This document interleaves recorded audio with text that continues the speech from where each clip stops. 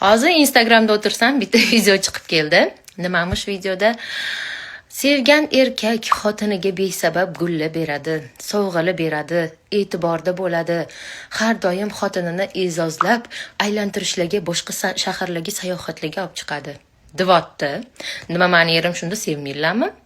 Mani fikrimcha, sevgan erkak qanaqa bo'ladi?